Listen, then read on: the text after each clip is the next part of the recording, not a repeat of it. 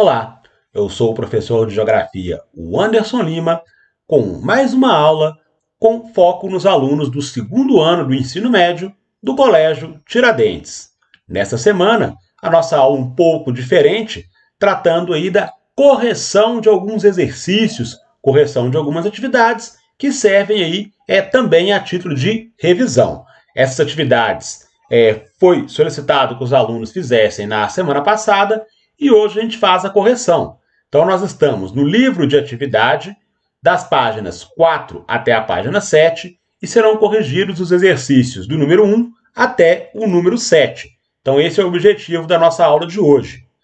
A primeira atividade, temos aqui a reprodução da tela do nosso livro de atividades. Então, quem está com o livro de atividades em mãos pode acompanhar, ou se quiser também pode acompanhar pelo livro digital disponível lá no Positivo On.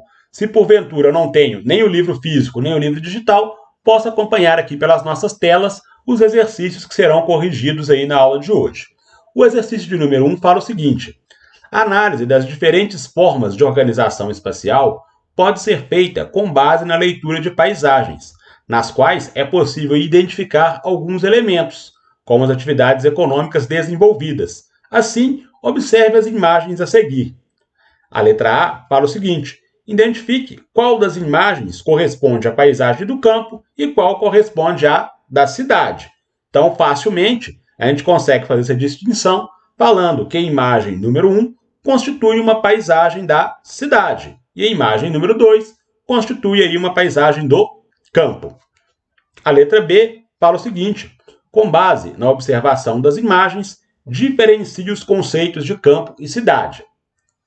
Na imagem número 1, que temos aí a presença de uma cidade, um espaço urbano, é possível observar que nós temos ali uma rua comercial, presença de vários comércios. Então, isso é uma característica relacionada aos espaços urbanos. As cidades, as atividades relacionadas ao setor terciário predominam. Na imagem de número 2, nós temos aí a presença de alguns cultivos agrícolas. Então, os cultivos agrícolas relacionados às atividades do setor primário, agricultura, e as atividades relacionadas ao extrativismo. Então, respondendo à letra B, com base na observação das imagens, diferenciar os conceitos de campo e cidade. Então, na cidade, prevalecem as atividades relacionadas ao setor terciário, comércio e prestação de serviços, enquanto no campo ou nos espaços rurais aí, eu tenho a predominância das atividades relacionadas ao setor primário, agricultura e as atividades relacionadas ao extrativismo. Ok? Espero que tenha acertado aí a questão de número 1. Questão número 2.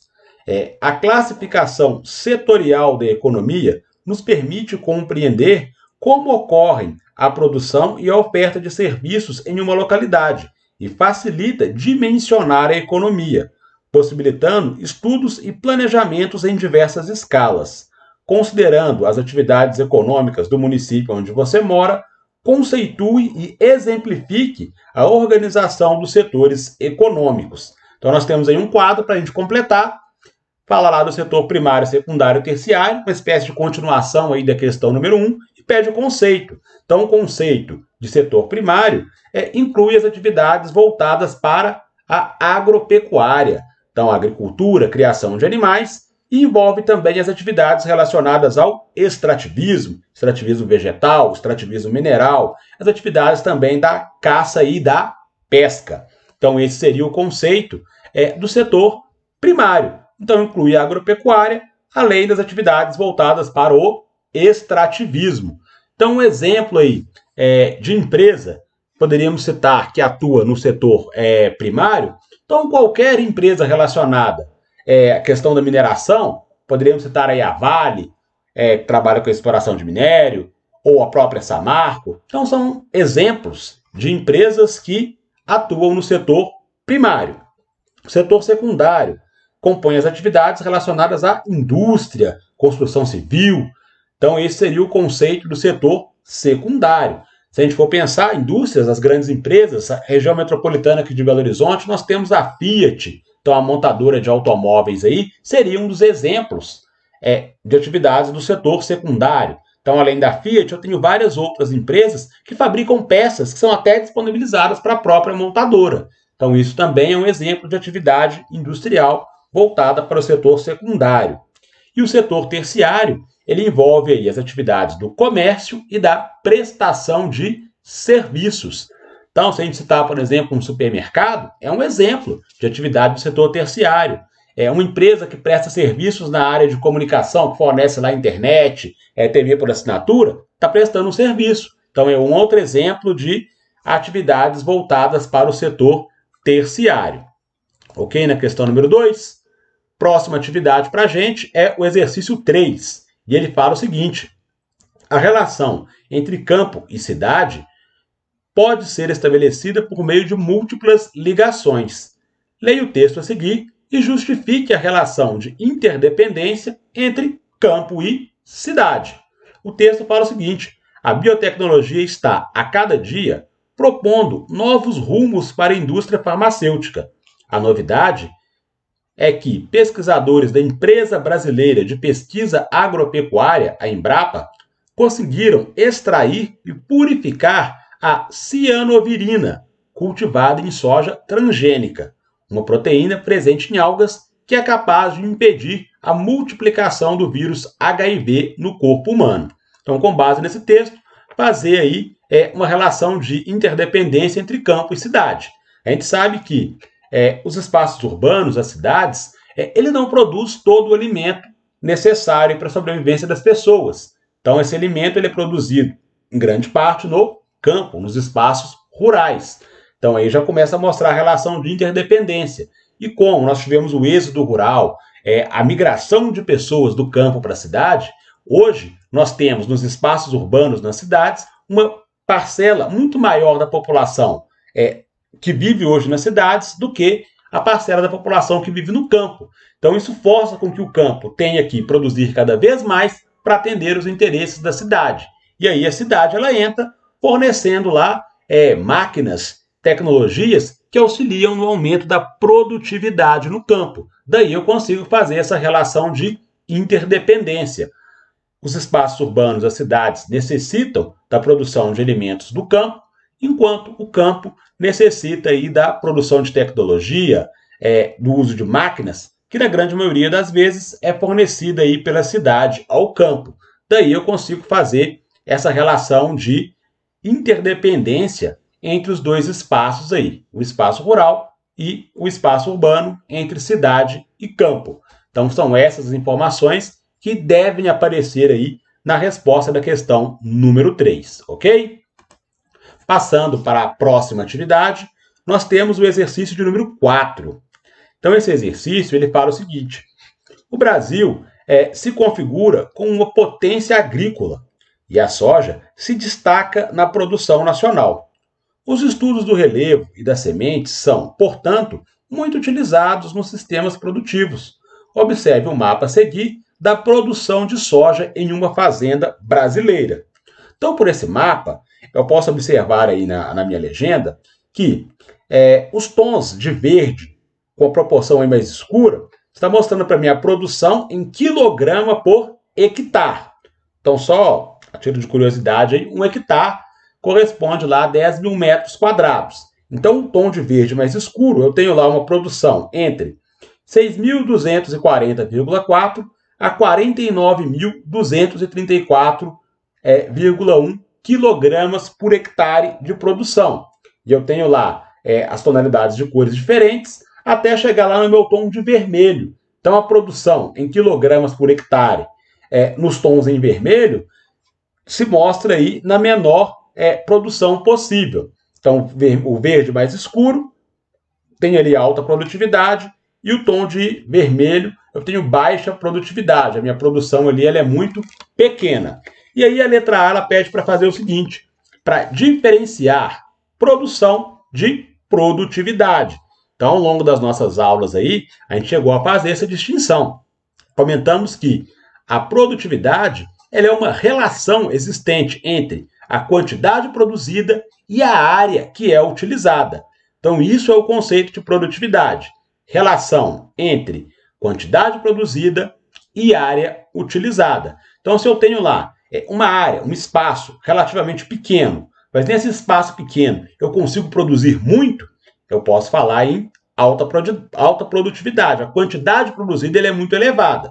Se a situação for inversa, a minha área ela é muito extensa, eu tenho uma área muito grande, porém a quantidade que é produzida nessa área é pequena. Falo então em baixa produtividade. Então, quando eu penso em produtividade, relação entre quantidade produzida e área utilizada. E produção revela aí o montante total do que foi produzido. Então, tudo que eu vou produzir ali, independente da produtividade ser alta ou baixa, eu estou falando da produção. Então, o montante total que foi produzido. A letra B. Pela leitura do mapa, as classes se referem diretamente à produção ou à produtividade. Pela leitura do mapa, as classes elas dizem respeito à produtividade. Como que eu chego a essa conclusão? Quando a gente observa lá na legenda, está falando que a produção ela é dada em quilograma por hectare. Já que eu estou falando de uma relação de quilograma por hectare, estou falando de uma relação entre a quantidade e a área produzida. Então, eu posso falar que as classes dizem respeito à produtividade e não à produção, em função da informação que apareceu na legenda, quilograma por hectare. Na letra C, caso o mapa apresentasse apenas a classe vermelha, que indicador teríamos? E da forma como está, o que representa? Bom, se nós tivéssemos aí apenas a classe em vermelho, nós teríamos um indicador de baixa produtividade. Então, pela legenda, os tons em vermelho é a relação em que eu tenho de quilograma por hectare, em que eu observo ali uma produtividade muito baixa. E da forma como aparece na minha legenda ali, prevalece os tons de verde. Então, da maneira como o mapa está, eu tenho o predomínio ali de uma área de boa produtividade. Então, predomina as áreas em verde em comparação com as áreas em vermelho. Então, essa seria a resposta da letra C. Teremos um indicador que está relacionado com a questão da produtividade, baixa produtividade, se prevalecesse o vermelho, e da forma como está prevalecendo o verde, é um indicador de boa produtividade. Ok? Então, passando para a próxima questão de número 5 aí para ser feita a correção, fala que as cooperativas desempenham importante papel na economia nacional, como pode ser observado na notícia a seguir. Então, a notícia fala que a Cocamar Cooperativa Agroindustrial informou em nota que espera bater recorde de processamento em 2015, esmagando 950 mil toneladas do grão ante 930 mil toneladas do ano passado. Com isso, a produção de óleo comestível pode subir para 8 milhões de caixas este ano, segundo a cooperativa. Em 2014, foram 6,9 milhões de caixas.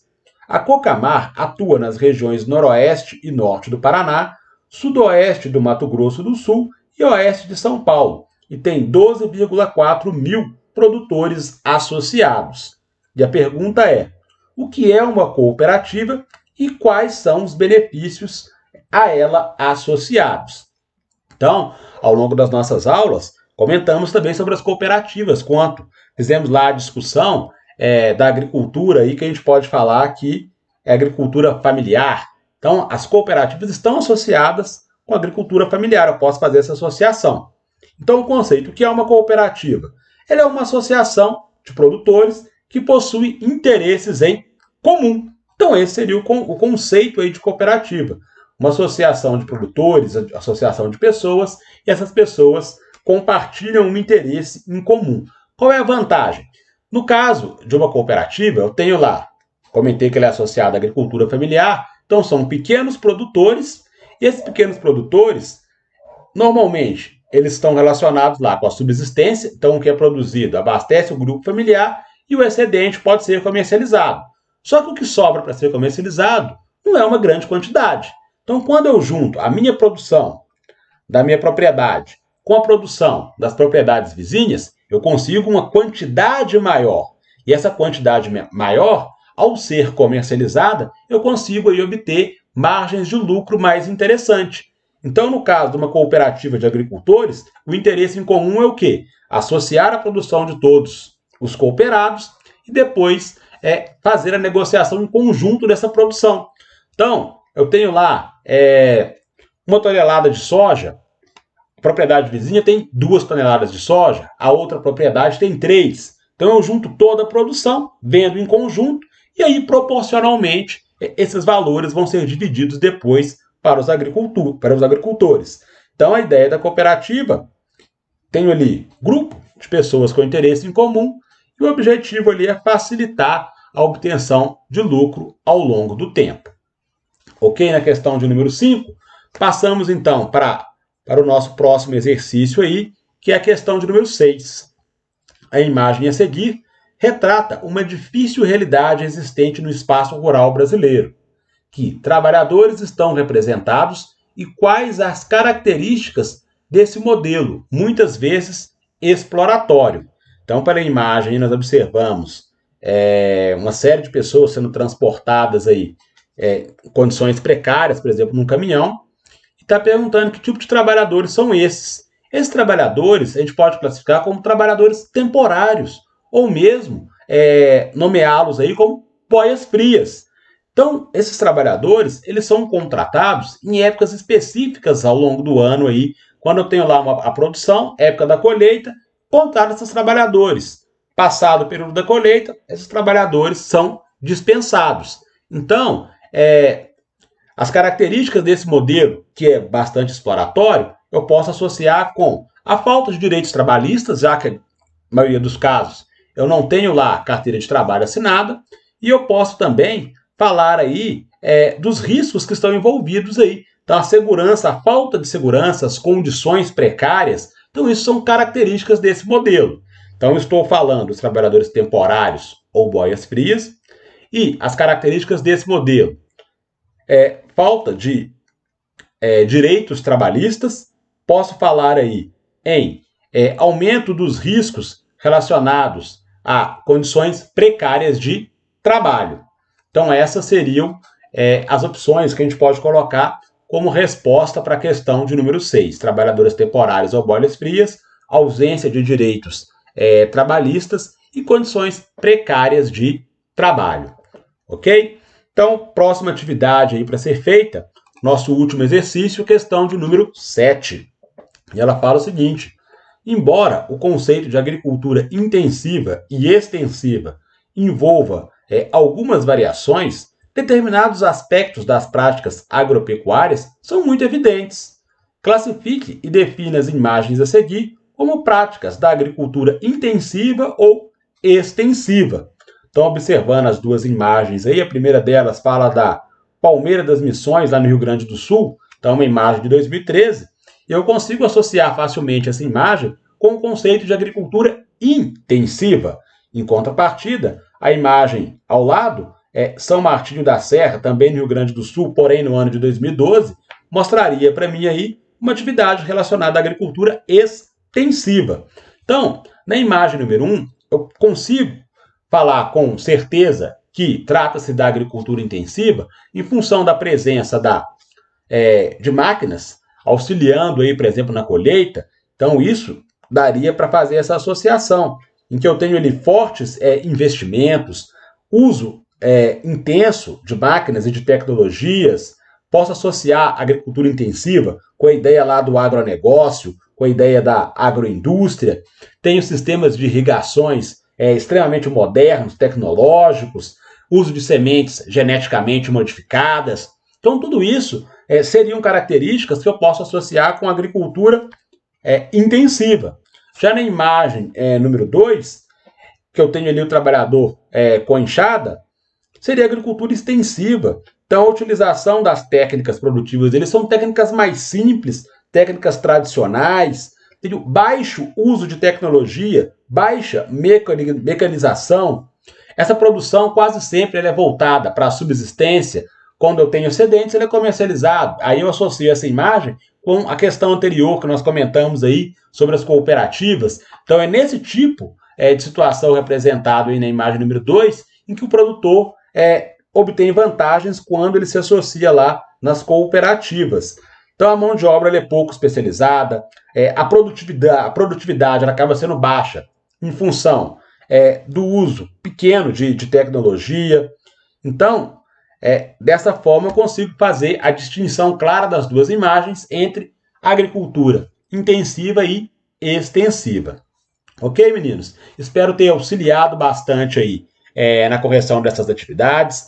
Essa correção ela serve como uma espécie de revisão do que foi estudado nas aulas anteriores e na próxima semana retornaremos aí com novidades, dando sequência ao nosso livro didático, trazendo assuntos novos aí para a gente. Então, espero que tenham acertado a maior parte aí das questões. Quem porventura tem errado uma ou outra questão, fazer a correção. Quando voltarmos aí com as aulas presenciais, estaremos vistando o livro de atividades de vocês. Então, com isso, chegamos ao fim da nossa aula. Grande abraço a vocês. Até a próxima.